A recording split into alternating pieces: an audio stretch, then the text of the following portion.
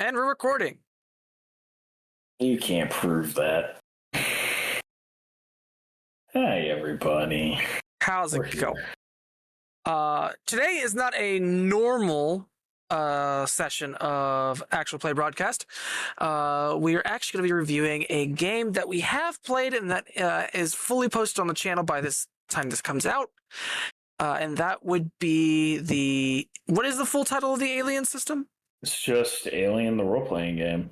Alien, the role-playing game. Yeah, no fancy names. This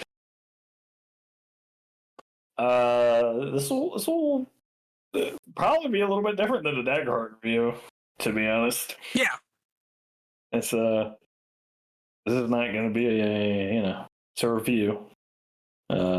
We be honest in our reviews. Yeah. But not as much to bash here. Which honestly might make this shorter. Potentially. This could be a 30-minute podcast. No. No, it's not going to be that short. We all ramble too more than that to say. Fucking much for it to be 30 minutes. Yeah, that's true. That's very true.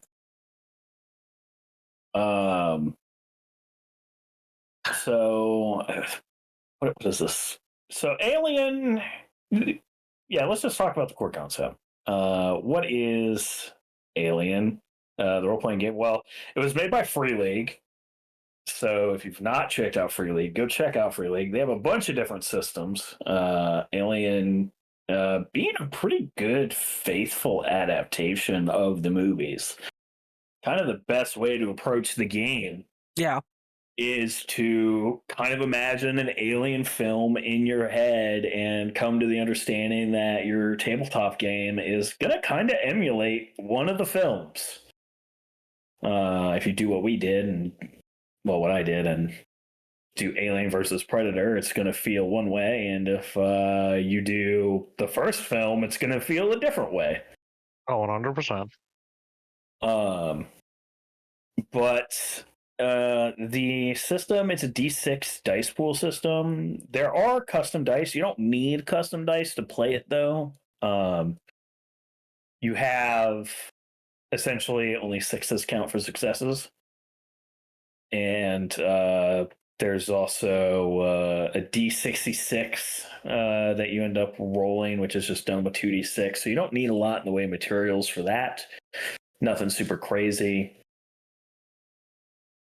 And you're picking people to just kind of throw them into the, not really the meat grinder, but kind of the meat grinder. I have a question for everybody here. How would you define this system as, like, I definitely wouldn't call it rules light, although they're like, the rules are, there's not tons of rules to remember. It's a small handful of rules that are very important, but they are used throughout. So I wouldn't call this a rules light system. What's everyone else's take? I would say it's riding a line. Like, it's still rules light, but it's like, if you add a little bit more crunch to the combat, you could probably call it a very low-end mid-core title. Yeah, I think it's verging on mid-core. Yeah, no, I'd agree with that. Like, it's just light enough, in my opinion, to not be like a super serious like Pathfinder or D&D role-playing game, but it's not light enough to be, I don't know, like Daggerheart. Yeah. And that's kind of my one complaint about the rules. They are light, they're pretty easy to handle, but when you have a rules question and you need to look something up, boy, this book fucking sucks. It's beautiful. I love the way it looks. But finding something in this book is awful.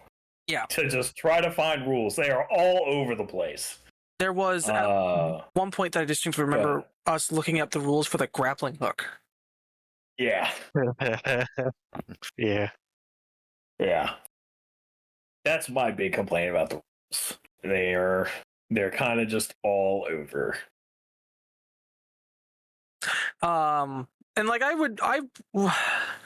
I would say this thing is just a little bit beyond the threshold of like entering mid-core. The reason I say that is primarily because the combat system has more going on. There's a ton of ways that you're able to add modifiers, from circumstances to the equipment to what things you have attached to your equipment. For me, that kind of pushes it over that little line. I'm not going to say there's not a way to do that with skills as much. I mean, there's tons of gear bonuses that you could have applied to a skill, like binoculars or having a scope. And I imagine there are circumstance bonuses as well that help with that. Like if you're trying to fucking work in the rain or sneak in the rain, shit's a little different. But because of the fact that you have, and I don't know if this is just an overall philosophy that I'm like adopting or like I have in my own head. But when a system goes, there are multiple places that you get your numbers from that affect your roll. You have your dice, you have your circumstance bonuses, and you have your gear bonuses. The moment that you have 3 sets of those coming in, I'm like, okay, you're starting to move a little bit away from rules light. How does the dice rolling mechanic work? Oh, you check successes based on how many dice you roll. Okay, that's pretty good. And then on top of that, these circumstances aren't always, oh, add more dice. Sometimes they're like, hey, this is just adding to your number of successes. I think the heavy machine gun did that, if I remember correctly. Yeah. So, like, not only does a circumstance, it's like, oh, sometimes it adds dice, but depending on, like, the situation or the rules applied, it just adds flat-out numbers.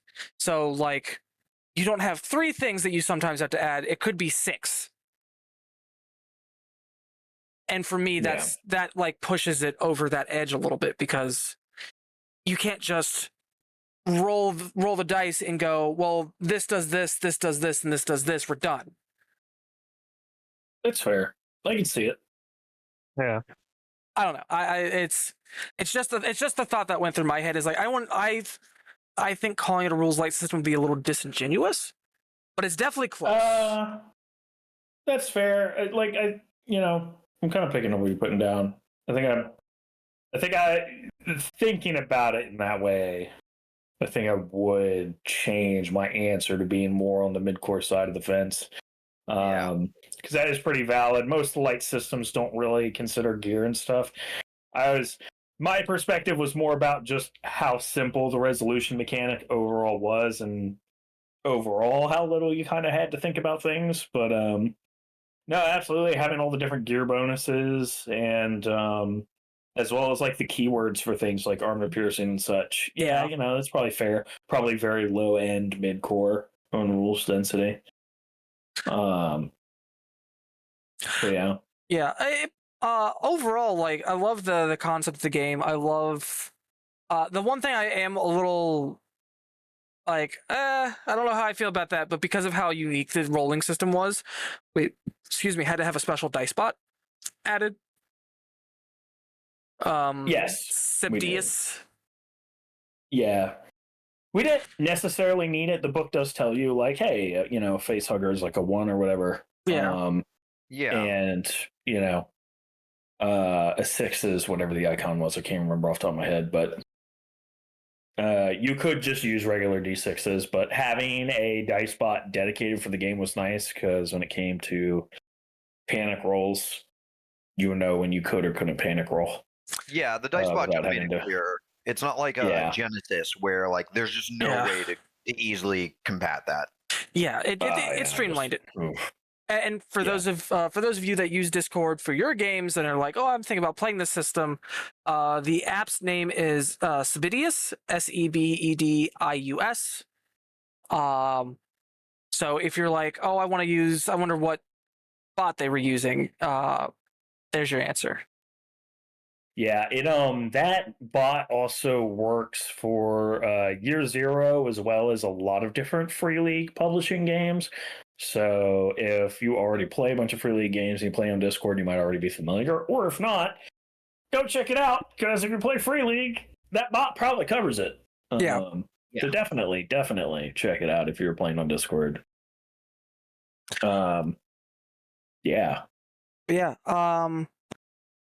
Corcons, if you're not familiar with the Alien franchise, I still think this is a fun game to play. Like, I'm not super familiar with the Alien franchise. I've watched a couple of movies, but I haven't done like in-depth lore analysis or know how each event's like. I watch them like popcorn flicks. Yeah, I would love to take a party of people who have never played Alien, knows nothing about it, and run them through this game. Yeah. Because that would be a trip. That'd be conversely, on that specific note, Ali can attest that I spent like an hour and a half after watching Alien Covenant bitching about how unrealistic the change of drive technology between the original movie and that movie was. God. Oh, 100%. I was there with you on some of the bitching, and that was just, it was weird. Yeah, we have thoughts on the movies, but that's something else entirely. Just so people know, I am on the other end of the spectrum of I know very much. You know too much. Put him down. So how it feels to play the game? Felt good. Felt good. Yeah, actually, I don't have. Well, I guess I do have a couple of critiques, but that's only from the frame of like this is a very different game to play. Salt from dying, coming back. I'm kidding. No, that is kind of part of it. But on a general note, this takes a very different frame of mind than like playing Pathfinder or D&D or Shadowrun. Like you gotta be ready to just I roll like shit. Once I'm dead. I'm just fucking gone. Yeah. It's generally not a side effect of you rolling badly. Combat running this game is pretty solid for the most part. There's a little bit of work on keeping track of like what are all the special qualities that the aliens have and all of that. But aside from that, it takes the onus off of you as a GM by saying, hey, every alien has a moveset, or every enemy has a moveset, and you random roll to determine what actions they take on their turn. And sometimes those actions are just, they make this attack, and the other player makes a roll if they get a chance to make a roll. And sometimes that just means the player dies when that attack resolves. So throughout, if you've listened to us play through, I complain about getting head bites because every time I get a head bite, people resist it or dodge it or whatever. But 3 in a row. if it goes through, the person just dies. Oh, 100%.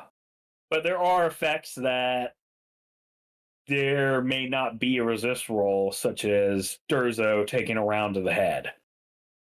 They didn't have enough armor for the damage that came through. And it was just die.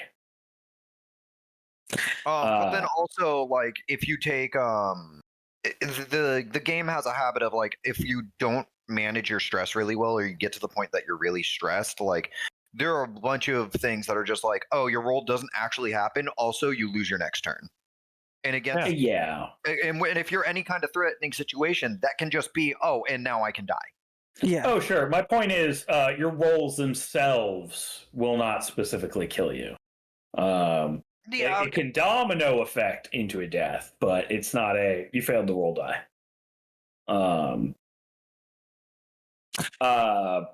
Running for the most part felt good. Biggest complaint, granted, for the game we ran, didn't really matter, but keeping track of remembering to make people roll for their supplies. Oh God! I only learned 2 supply rolls were made during the game, but our game happened over the course of a day or whatever. Like it was like 24 hours, really, or maybe a little more than 24 hours. So it wasn't like super relevant, but. Well, so I will say it was because theoretically, every time someone full auto, they should have been rolling supply for their ammo at the end of the session or the combat. So like we should have been doing that a little bit more. Yeah. But it was also one of those things where you guys also kept finding ammo, so it was, it was whatever. Yeah. But yeah, there's like some of those little things that as a GM are kind of a little finicky to keep track of, but it was something where you sit there and you leave a note for yourself, like I should have, pretty easily fixed. Otherwise, it's a pretty solid game to run. I didn't really feel the need to have to create any monsters or anything. I found a homebrew for the Predators, but I did have to like tweak a little bit. There are no official rules for those bastards yet. But for the most part, I ran things out of the book. I didn't run a pre-made adventure, obviously. I ran my own adventure. And yeah, I mean, it was easy enough. Making NPCs are also easy because characters from character creation are not that different from average people. So it's very easy. Like if you want to make named NPCs, whip them up real fast because character creation is very fast. Yeah, one of the things that we should mention is that we were playing the version where we were playing as Colonial Space Marines. Yes, there was a book for that called the Alien Colonial Marines Operations Manual. So if you want to do what we did and your entire group is Marines, pick that book up. Yeah, it is very what helpful. you need. But the other option that we didn't play, but I think was the default one before that other source book came out, was you play as just a person on like a spaceship, a space station, a planet. You're just some dude. And you could still play somebody with a combat background out of the core book, but the core book is not you're a group of hard-ass Marines who know how to fight. It's you're a space trucker, you're a handyman, you're insert whatever here. You might have combat skills or whatever, but that's not necessarily your job. But like a Marine veteran is in the core book, I'm pretty sure. Yeah, you can play a Marine in the core book. And either way, the game is not about the hero's story or the adventurer's progress. It's about surviving. Yeah, and that's a big thing if you're going to play this game. Yeah, you need you and your players, your GM, everybody who's at the table needs to understand death is expected. If you're going in with the expectation and demand that your character makes it to the end, you're going to be in for a bad time. Yeah, you're playing the wrong game. Yeah. Don't get too attached. Like, it's nice to have the overcoming all odds thing, but the reason that it's all odds is you're not likely to do it. Yeah. Like Tristan made it to the end, but half of them. Yeah, my first character died, and I got Tristan. And then these two lost a character and had new characters come in, and I don't remember if any of them lived. No, honestly, I was kind of surprised on how Corporal, who turned Sergeant, who turned Captain, who turned Major. Very convoluted promotion scheme. Don't worry about it. Yeah, well, he was Sarge derogatory at first, and then everyone and that became actual. Advanced that whenever he fucked up. He didn't fuck up. People just die. Yeah, he fucked up as a CO by letting them die, but we'll. I mean, depends on whose book you're looking at. We're Marines, not Army. I think Dommy, didn't your second character make it through, or did Data as well? Yeah, no. Charlie made it through. Okay. Actually, so Charlie and Durzo who got out along with Tristan. And the doctor. Yep.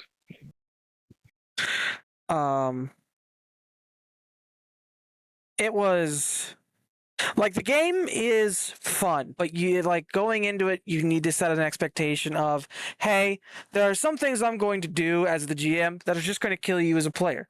You need to be okay with that. And you as the GM likely want to prep backup sheets or have your players prep backup sheets. Yeah, as a GM, that is my huge advice if you're not doing a one shot, if you're doing something like we did where it's going to be like a 5-parter, have things set up in such a way that extra characters can come in unless you're really cool with running a multi-part game that not everybody can attend because people will die Yeah. if they have encounters with the xenomorph. Like if you're going to throw xenomorph at them and they're going to get in a fight, there's like a 1 in 6 chance somebody dies in that encounter. It's very likely. Now, if you're doing like we said at the beginning, and you're going to shape things after the films, and you're going to go for a more like Alien, as in the first film, kind of approach, you could probably stretch a lot of time of not having encounters, like direct combat encounters with the alien. But if you're going to do that thing, I would recommend having additional NPCs on the ship just for the sake of killing NPCs off to build that tension, but also leave some alive just in case something happens to the players. Because it's very hard to plan around not having a combat because the players, that's going to be their goal, is to find a way to kill this thing, which is very likely going to put them into a combat situation one way or another.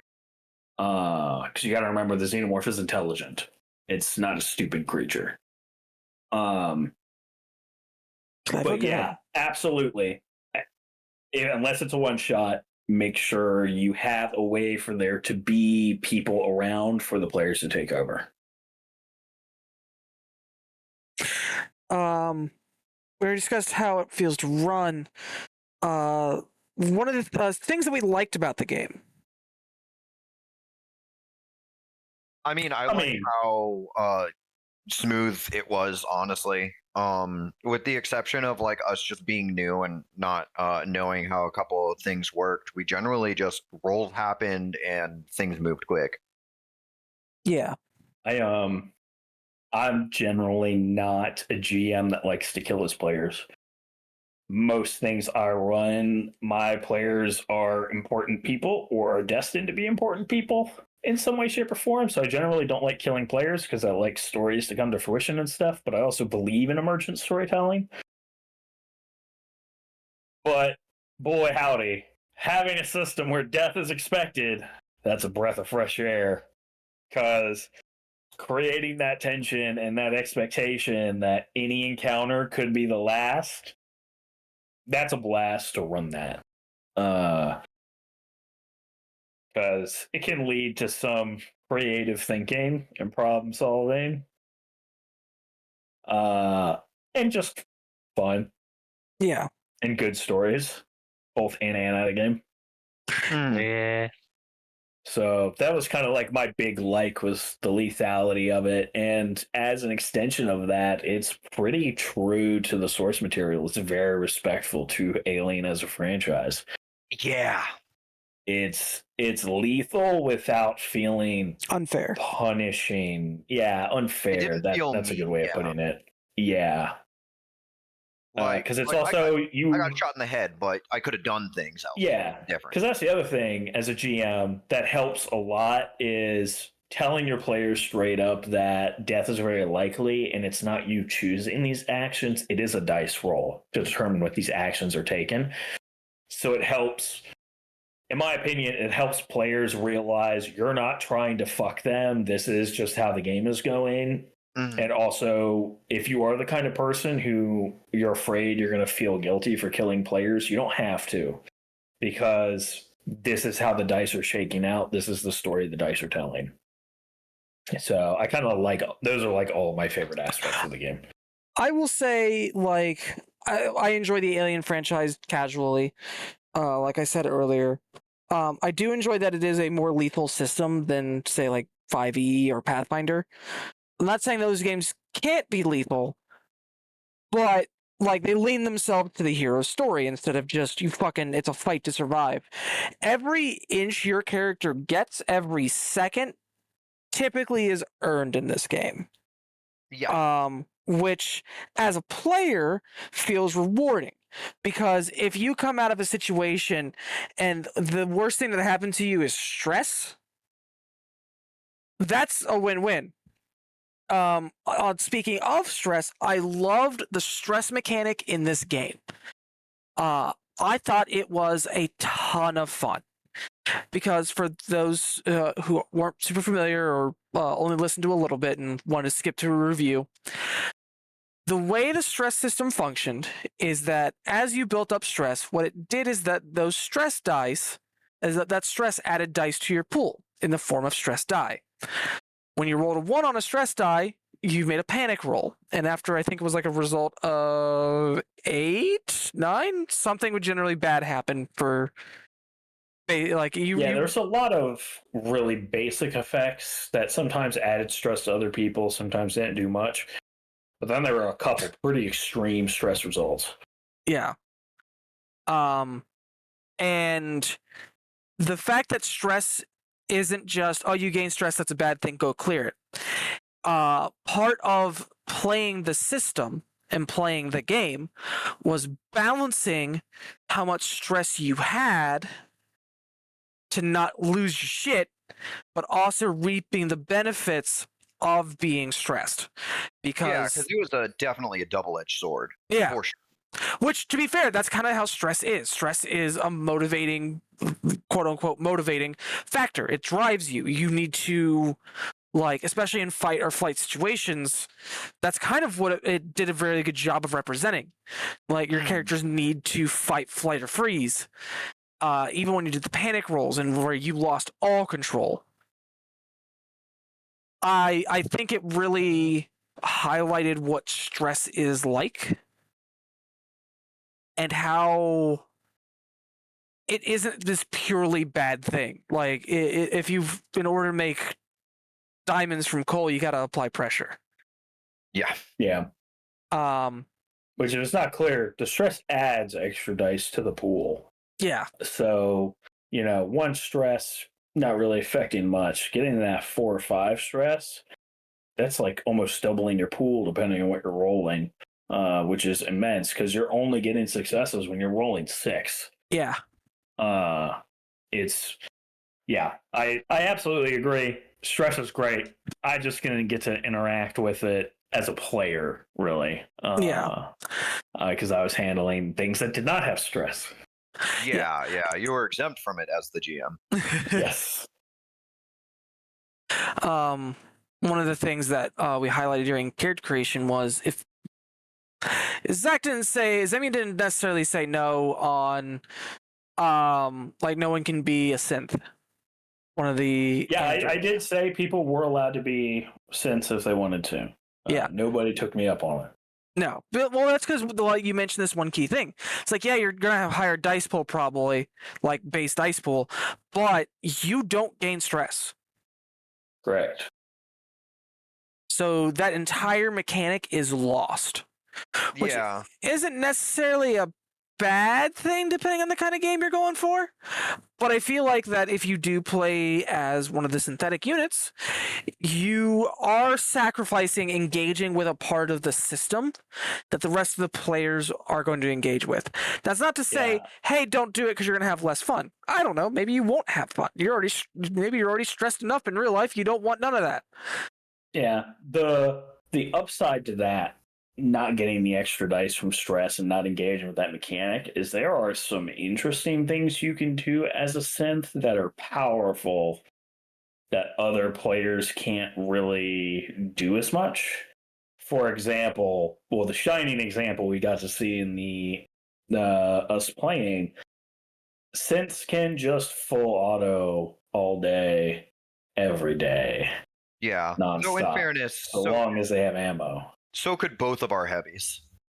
Well, that's fair, but that requires having a specific talent. Yeah. There are other interactions like that where, because of the way the rules work, there are things synths can do that just are not going to phase them. So they can, if you're playing a synth in this game, you could be the guy who face checks every vent or goes into the spot that is going to generate stress and kind of take that on for the rest of the group in a way. Granted, it's not going to shield them from the inevitable horrors when they do see them, but you can kind of do things that would be particularly stressful for others and kind of help the rest of the group manage their stress in a way by shouldering certain things Yeah. in such an aspect. Ali. That said, they also are much more resistant to dying. True. It takes more to actually kill them. Ali, what'd you like about the game? Oh, I liked a lot of different aspects of it actually. The dice roll systems, as as it was already mentioned by everyone else, was with stress adding into it, did give it a much more fun factor. From my perspective, at least, because you never really know what your character is going to be having to deal with, or whether or not you can even make a check unless you're actually stressed. Although, in our session, if I remember correctly, Sarge did have a number of times where he just kind of sat there and he's like, I'm frozen. I don't do nothing. Yeah. It's all right. Jackson dropped his gun 6 times. That's true. Aside from that, it, at least in terms of what the other fun thing was, just the way that Zach ran the game. Again, bringing up the notion of running, going in with the mindset of you should probably look at it more as a, like in the movie sense, versus, I don't know, I guess what would be another way to really look at it, or another way to play the game. Well, a lot of people could try to run it. It's just like, oh, yep, you're a group of Marines and you're here to squash the big bad. Like, you don't run it like Fire Team Elite. Right. Yeah. Yeah. I thought that'd be entertaining.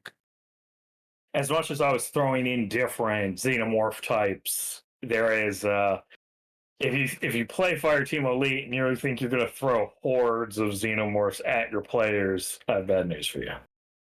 You're going to kill them all. They're going to die rapidly. Yeah, I mean, even our Fireteam Elite moment of like when we were running down the hall from a horde of xenomorphs, like we only actually technically engaged like 3. yes. Well, I guess 4 because one got lucky grenaded by Sarge and just fucking died. And I have a funny feeling that a second Praetorian showed up because of that. Yeah. I cannot confirm nor deny. And in comes a second Praetorian with a steel chair. You know? Oh, man. And even then, in that situation, all 3 of us were taken out of the main chase, one way or another. Yeah. Yeah. But also, all 3 of us were taken out of the main chase by consequence of our stress actions. Yeah. I went berserk and just ate shit against a warrior, and he knocked me out. You went down a wrong hall, which put you behind everyone. Sarge. Yep. Sarge bolted as well, which put him with a fucking warrior between us and him. Yep. So, another thing I want to ask, Zemian. Yes. On that, because I felt a little weird about it. The nighttime juice that they can inject you with. When we make the stamina check, is that to resist it, or does it actually not matter? That is how many rounds it decides how many rounds before you pass out. Okay, so you do pass out, because like Yes. when I remember, especially like re-listening to it myself, because I wanted to come into this with like a refreshed mind. It felt oddly weird to have made that, and then like also like I took drugs that make me not want to sleep, and then I'm still out with like pretty quickly. Yeah, and that's one of the things with the system is that interaction. There's nothing in the system for handling that interaction. So that is up to me to decide how that was going to happen. And my interpretation was, cool, these uppers are meant to help keep you awake, but this is a toxin actively attacking your system to render you unconscious. Yeah. My takeaway was xenomorph toxin's probably going to beat out standard medkit medication. No, that makes sense. Yeah, and I if I remember correctly, I gave you a little bit of extra uptime. Well, what I did was I allowed you to wake up from it earlier because of the drug still being in your system. Because had it been longer, what I was going to do is I was going to random chance to see if you got face hugged while you're unconscious. Nah. So the trade-off I decided would be you would wake up earlier and that wouldn't happen. Yeah. You would wake up before it happened, and then you had the admittedly, encounter with a face hugger. There's still some areas in the game where it's a little vague on how things interact. Yeah, absolutely. Like if your players are going to get creative and they're going to find things like that to try to work around things, you're going to have to make some GM decisions because the system does not take into account for every possible little thing, which some people will see that as an upside. Some people may see that as a downside. Yeah. Yeah, and in a weird way, like no system can. So like that's not a detriment to it. Yeah. I just remember that being like one of the like moments that stuck out as like, like somebody who only knew one side because this is the first time we're doing this. It seemed a little odd. Yeah. Kristen climbing through the escape elevator shaft is the part that sticks out the most to me. Man, I only wanted Durzo to like really survive because it felt very alien to like come out from that. Yeah.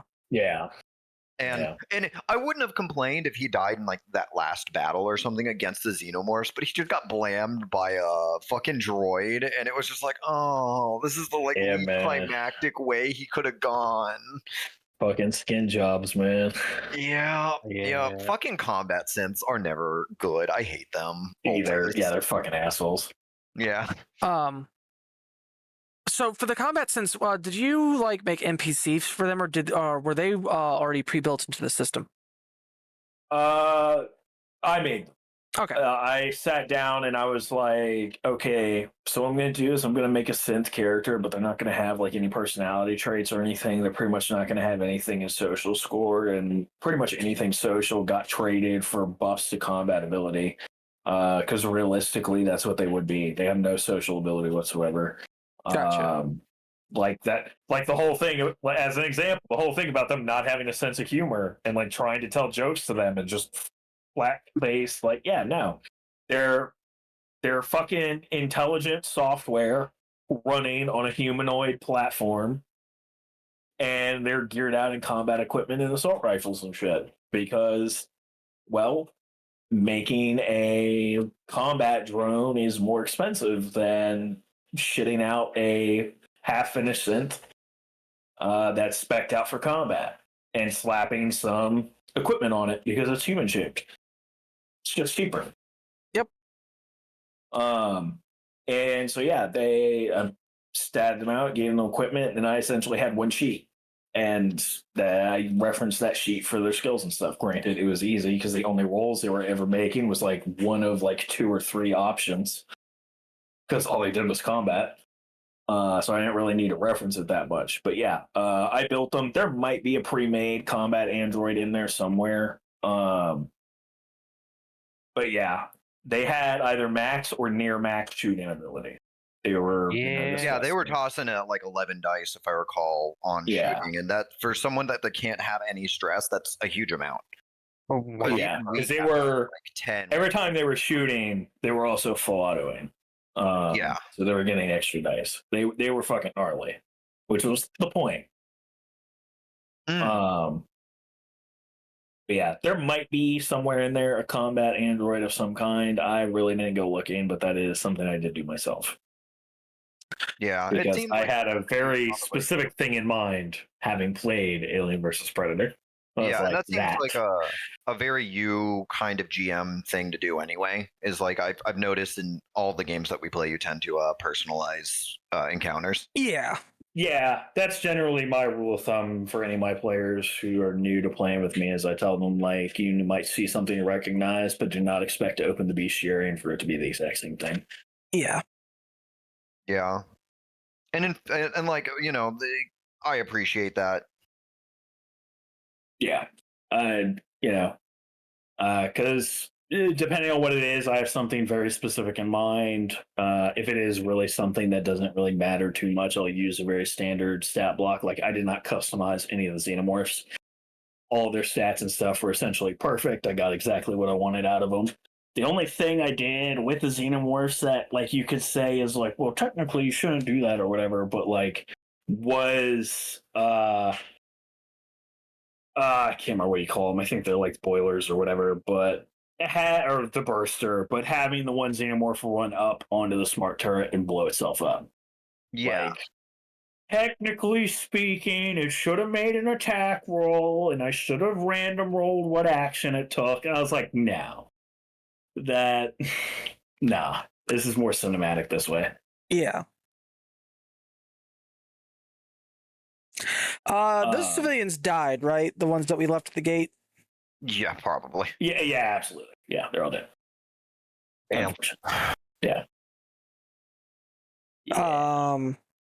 I cannot say if they were all entirely by xenomorphs.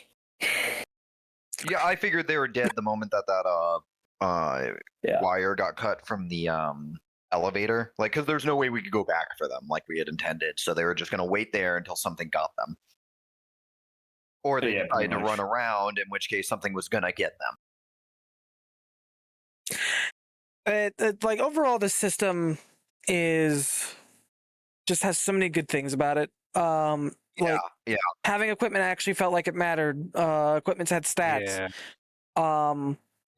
The way that you built a character where you just combined like, here's my attribute. On top of my attribute, here's the skills that are connected. Like, the layout for that was nice.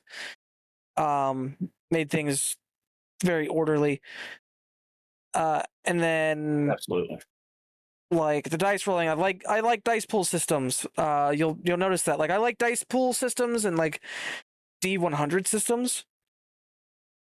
It's kind of what I like default to. Yeah. Not saying there's anything wrong with a good D20 system. It's just got to be a good D20 system. Yeah, it just actually has to be good. Yeah. And for the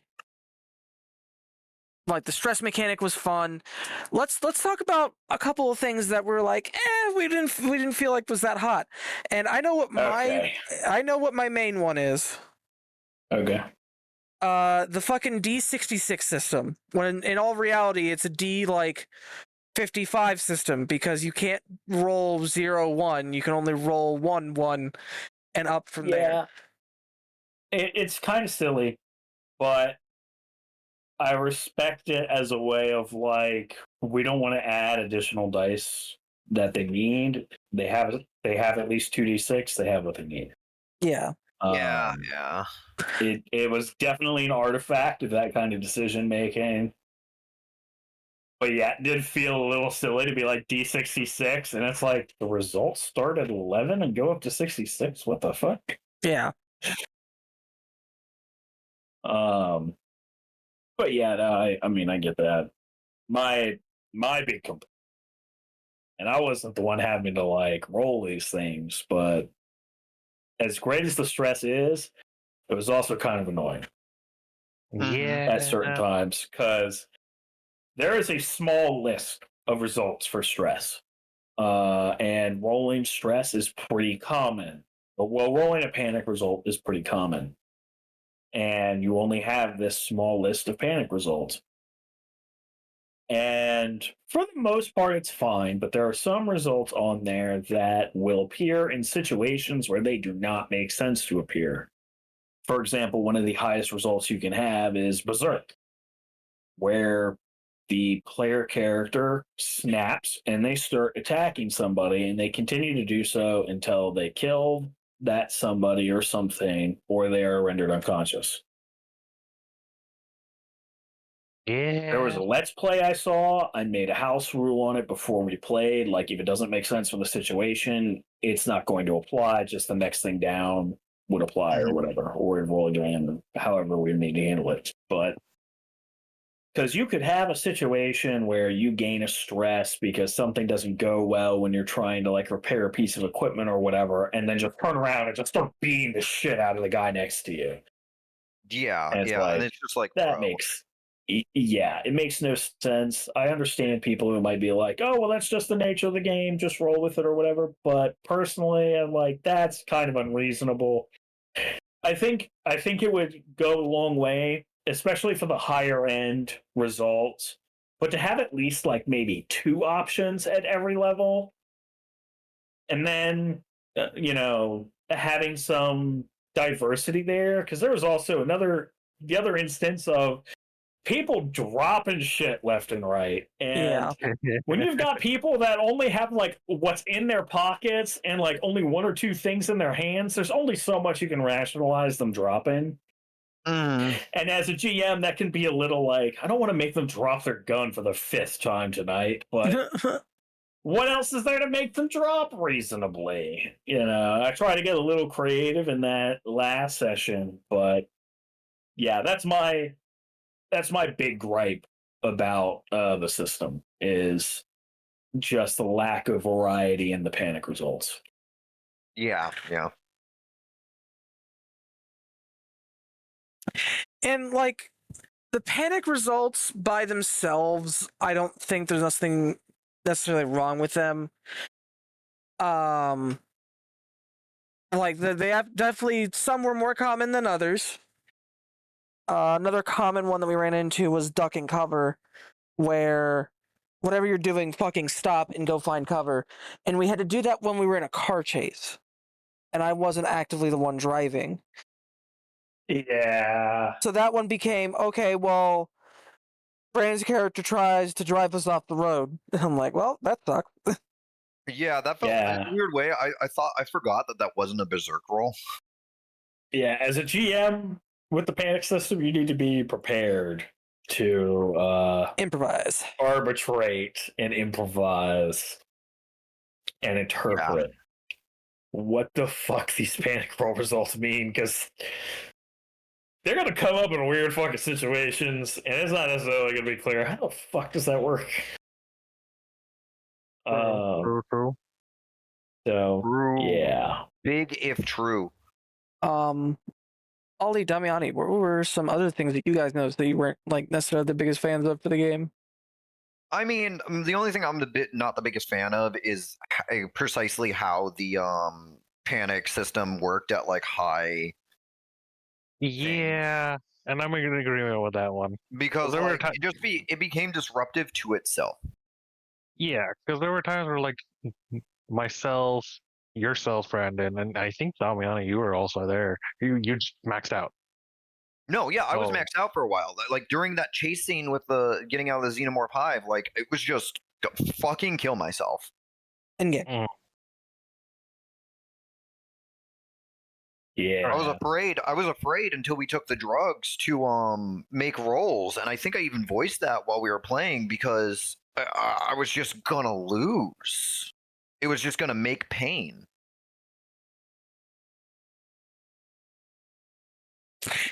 And that's definitely like an issue that's like indicative to the system. And I think if I remember correctly, panic roll results started at like 11. And the way it works is that whenever you roll a die, you add whatever your stress value is to the result, and that determines your panic result. Yeah. So panic results start at 7. Start at 7. Yeah. It's the ones that interrupt your actions start at 11. Gotcha. Because then at that point, when you're maxed out at 10 stress, if you roll a 1, you're losing an action. Yeah. If you get a panic result. Yeah, and like not all of them from 11 up interrupt your actions, but a lot of them do. So it's like when I'm maxed out, I just stop wanting to interact with the system, which is not a good thing that you want to do.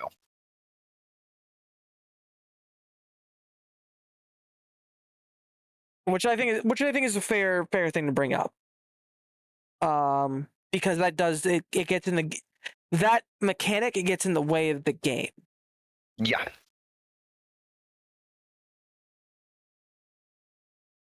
Ollie, you echo a similar sentiment, or did you have any more to add?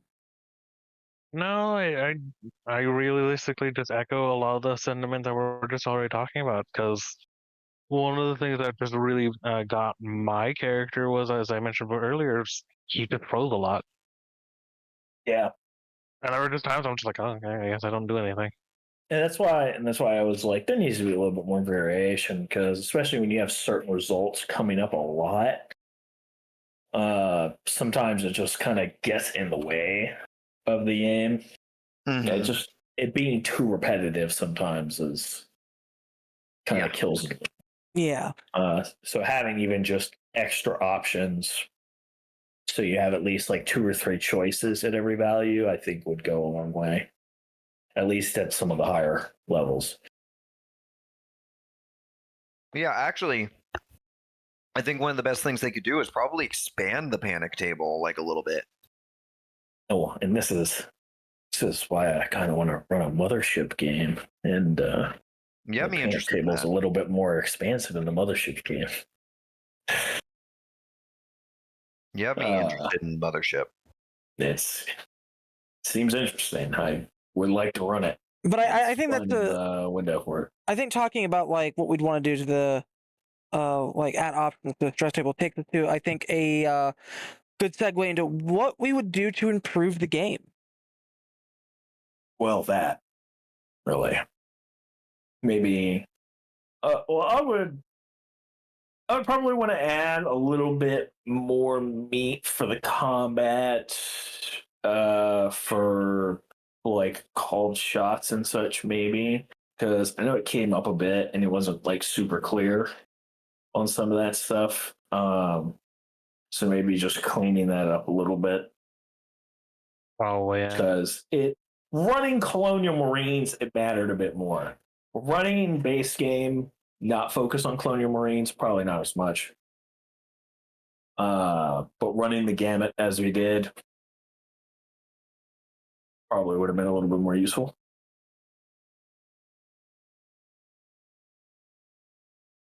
Yeah. And then there's that. Something that I would do is I would add in more ways to without changing the stress table. Like, let's say you keep the stress table. I would add more efficient ways to clear out stress. I'm not saying like, oh, I need to clear out like 3 or 4 things of stress at a time. No, it's just like certain actions could also lead to clearing stress out. Yeah, I mean, They have a I few wonder in if there. we as players took advantage of the using our like important item enough, but I feel like as a player, I kind of hesitated to use it because I didn't want to abuse that at the same time. One of the big issues that we ran into with trying to do that is that there's a time constraint to it. You have to do it for a certain amount of time. And there are other actions you can take, but the trade-off on those is they only recover 1 stress, or you take the time and you can clear, I think it was all, if not a big chunk of stress using your item. But like you could smoke to reduce stress by 1. You Yeah, could we did that a drink couple times. alcohol. There might be a couple others, but yeah, there's some basic things you can do. Mm-hmm. But I guess there's also nothing stopping you from a GM of stepping in and being like, if they are doing an activity that would realistically reduce stress of playing cards or whatever as a group, you could probably sit there and say the group sheds off some stress. Not that that's a solution for the system, that's a homebrew option, but like if the system had more stuff like that, that would be nice. Yeah. To give at least a benchmark to go off of. Yeah, I just feel like at the same time, the way that one is inspired to run something like Alien, you don't generally have a lot of downtime, especially towards the end. Yeah. Like I think we went from like 3 or 4 stress to maxed out just going down into the facility. Where we got stressed for the elevator being cut. We got stressed for going down into the hive. We got stressed when the aliens started chasing us. Yeah. There's no point there where it's just like, hey, let's stop and smoke a cigarette. Well, exactly, and that's kind of the intent of the system. The intent is as you are approaching the climax, you're building and building until it is getting really high, and hypothetically, the game Yeah. kind of expects there to be a point where you're in the belly of the beast, effectively, and there is a time, and high stress will just lead to fuckery. Yeah. And I'm okay with high stress, like doing things and you getting to high stress, but if it's gonna do it, I think maybe having less of them that interrupt your actions would be better. Ollie, is there anything that you'd like to see either like taken out of the game, reworked in the game, added to the game? Overall, I'm not entirely sure.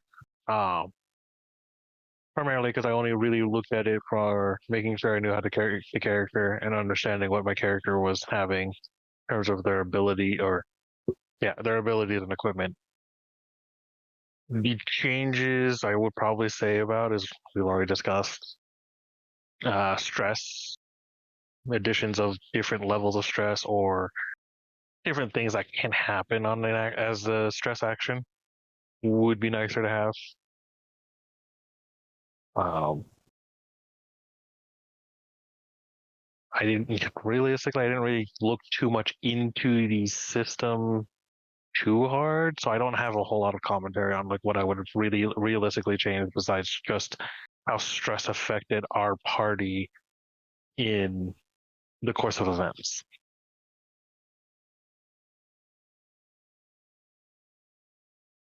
And like, My only other thing to add is, for the love of God, fix the layout in the book or something, please. Please. There is that. Fucking hell. Yeah. God, it's not the game itself, but please. Or at least have a better like quick reference section, or maybe like an extra add-on for referencing things. Like, fuck, dude. Also, call things consistently, because like I remember us spending 15 minutes looking for fucking pups. oh god, Yeah. You're right. stuff. 100%. Where like it's just like, and then they had 2 entries for the same gun in the book as well. Yeah. Their editing department needs a Yeah. guys. needs a paddling. Yeah. But like one of the things with the game overall, like the things that stand out to me is just like, I don't know how you would run this as a long form campaign. That's my issue. Is I don't see this being long form campaign. It lends itself to short adventures, which isn't a bad thing. Definitely long-term campaign. From my insights as a GM, you would have to change your frame of mind, because typically if you're running the expected shorter adventure, you have a very expected, like, there's going to be a point where it's Billy the Beast. You're going in expecting people are going to die in these next couple encounters. You should expect death in every combat encounter potentially, but not necessarily every combat encounter will result into it, especially if it's very light on enemies. But you as a GM will probably have a certain degree of game sense of, there's going to be a belly of the beast point in the game where, between stress and the situation and the xenomorphs, that the situation is going to be untenable and people are going to die. If you're going to do something long form, when you are designing those situations, you will probably not necessarily want to be kinder, but plan ways for it to be more survivable. and you could probably run something longer running than that. I think the biggest issue with determining the longer running is figuring out the why these characters are being put in these situations. Now, you could sit there and you could run your version of Ellen Ripley as a character effectively. You could have all your players kind of fill that role, and instead of it being like one cohesive story start to finish across like a year or whatever, you could say, okay, here's like our 5-part adventure or whatever that is effectively film 1. And then whoever makes it brings their character into film 2, and then anybody who didn't make it brings in replacement characters or whatever. And then you have film 2 that way, and maybe they're not necessarily the same story, but several stories connected is another way you can do it. But having one overarching story, you know, maybe you need to step in and have ways of making characters a little bit more survivable, or maybe you just need to be aware of how dangerous you're making certain encounters. And that's not just in regards to enemies. The danger of an encounter can be entirely environmental as well. You know, so because those can play factors. You know, you put players in a small room and you put them in a room with a xenomorph and it has 2 actions every turn. It can attack 2 people in that turn. As an example. And that's not because of the enemy you're using, that's just because of the environment. Mm-hmm. So, things to think about. Definitely running long term, challenging if you want one long cohesive story. But if you're going to go in with a series of smaller stories that are interconnected, I think that's probably the way to go. And if you can have characters carry over reasonably, do it. Yeah. And then you're not stressing about people having the same characters all the way through to the end. And, you know, the people who do manage to get their character from start to finish, I mean, fucking props to them. They fucking beat the odds. Yeah. That's wild if they can get through several fucking adventures with just the one character.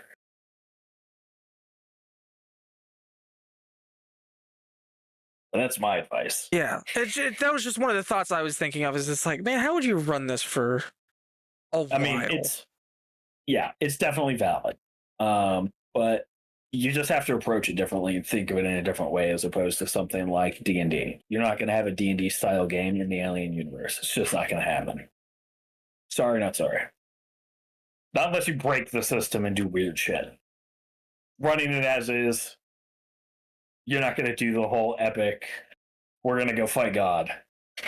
We're not going to fight the queen. You know. You're going to be doing any crazy shit like that. Yeah. Yeah. I believe that takes us to our last point on the list.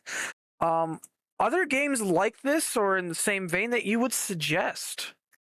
Mothership and Dive. Dive is just an underwater version of Mothership. Mothership is like the same. If you've seen Alien, Mothership is a sci-fi horror game with Aliens vibe and like technology and stuff. But it's a open-ended system. It doesn't have a prescribed setting. It just sci-fi. You fit in all the blanks you want. It's lethal. It has horror. It has panic tables. But you can decide what the horror in space is for you. And I'm hoping we'll have a short series on the channel sometime here in the future. Because I have a very fun idea that I'm going to enjoy tormenting all of you with. Oh no. This is my surprised face. And Dive is like the underwater version of Mothership, from what I've heard. I haven't looked at it, but that's my big recommendation. If you don't want to go find another system and you're doing like D&D or Pathfinder or whatever, fucking Commoner rules. Look them up. Yeah. Commoner rules. Maybe find some insanity optional rules. And I Dude, mean, fucking bro. you know, just throw monsters at them. D&D regular monsters, not that scary when you're a group of level 5 people and you got a barbarian and a guy who can sling fireballs and, you know, you've got literally a child of a devil among you. But when you're all a bunch of fucking commoners, that kind of changes a little bit. So there's your budget option with the systems you already have. Or if you want to go pick up some other systems, not that Mothership is expensive or anything, like go pick it up. It's like, I think it's like $15, $20 or something like that. Yeah. It's cheap. Like, go pick it up. Drive through RPG. We're not affiliated. I wish we were, but we're not. Just go buy it. Or go buy the system if you don't, you know. Yeah, just true. I mean, the system is. And if you don't want to play, Alien specifically, and you like the idea of it, Mothership. If you want to play Alien, go buy this.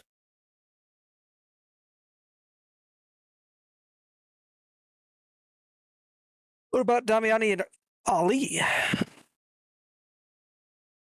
Honestly, I don't know of any other real games that have the same vibe. Although, if Zach Demian's recommending Mothership, then 100% I will sit here and back him on that suggestion because now I'm intrigued.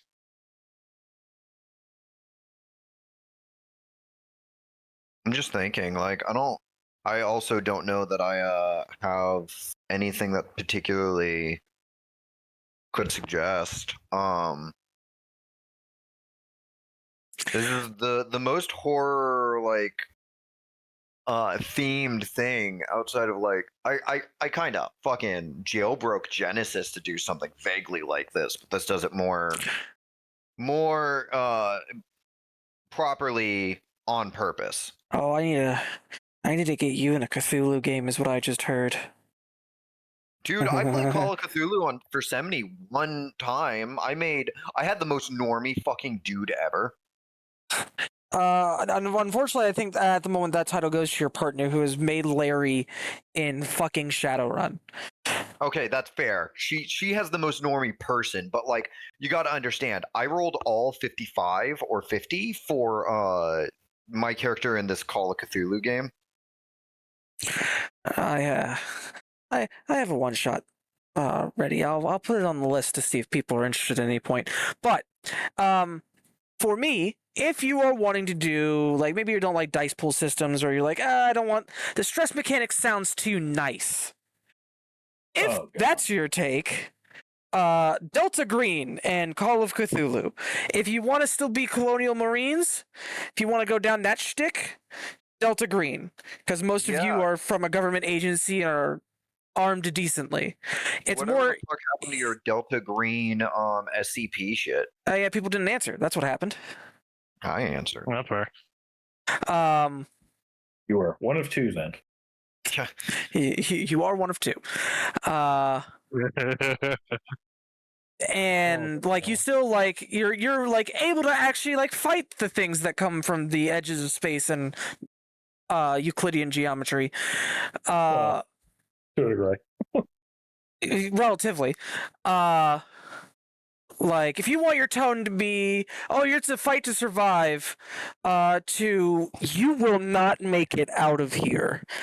Delta Green, Call of Cthulhu.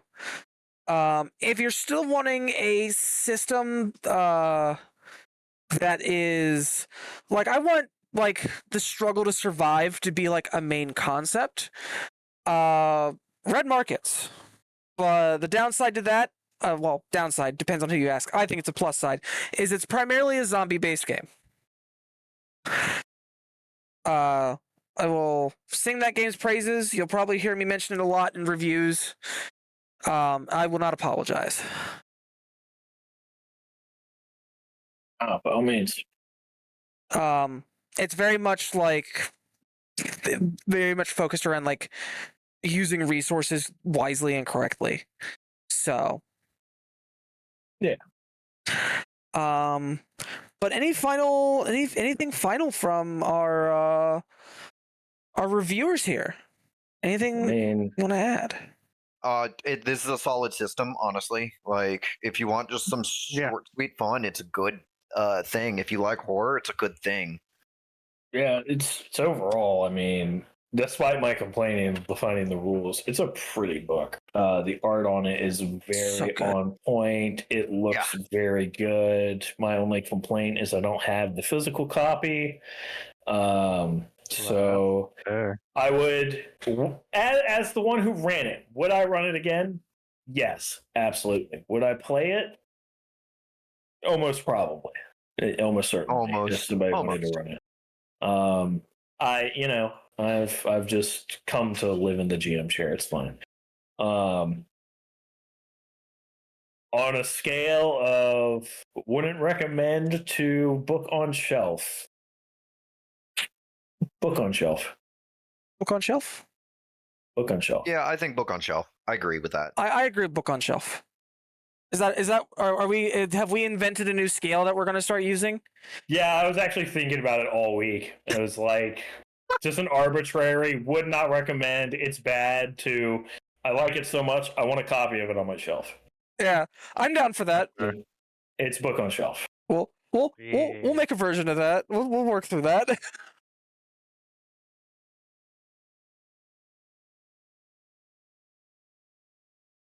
God.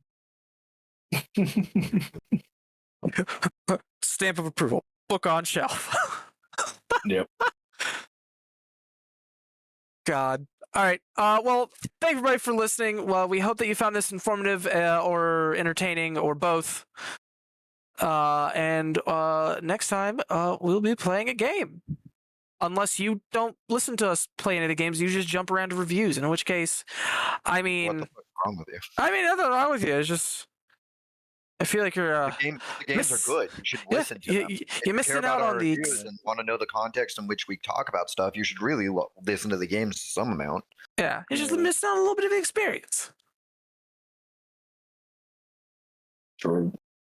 But You know, if you want to know if we're complete chuckle fucks with our reviews, listen to the games we play. We have them. I mean, we're complete chuckle fucks, but I don't know if the games have anything to do with that. Shh. They don't need to know that. I don't need to know that. All right. Well, thank you, everybody. You have a wonderful day, and have you on the next one. Bye. Man.